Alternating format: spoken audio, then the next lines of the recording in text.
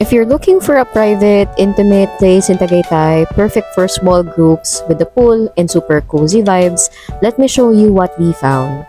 So we were searching for a place to stay for one of our family's special celebration this February and we wanted Tagaytay, pero less than 15 packs lang kami. So that's when we discovered Casita de Polo. Pagdating pa lang, super convenient na agad because the parking space probably can fit around 5 cars. Pagpasok mo, makikita mo agad yung pool, then may garden area that adds to the relaxing vibe. May one air-conditioned room that's good for 12 people, perfect for family or barkada staycation. Pagpunta namin, sakto kami sa checkout time, kaya medyo naglilinis pa lang sila nito. Meron silang 2 bunk beds and 2 mattress.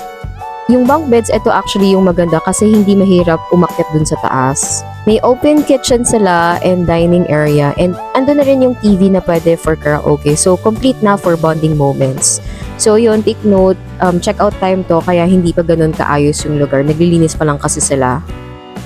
May small kubo din sila na kasha around 2 to 3 people. Non-aircon siya pero ang cute to and ang relaxing ng vibe. Ang nagustuhan namin dito, sobrang private ng lugar, tago siya, kaya tahimik and very exclusive yung feel. For rates, I'll flash their Facebook page here so you can check the updated details.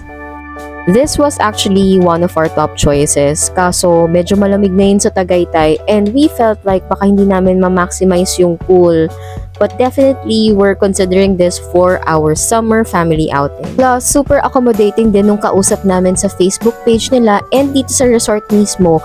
Ang bilis mag-reply, very helpful talaga, and complete yung details na binibigay nila. Kaya, if you're planning a small, intimate celebration or a private family getaway in Tagaytay, this place is definitely worth checking out.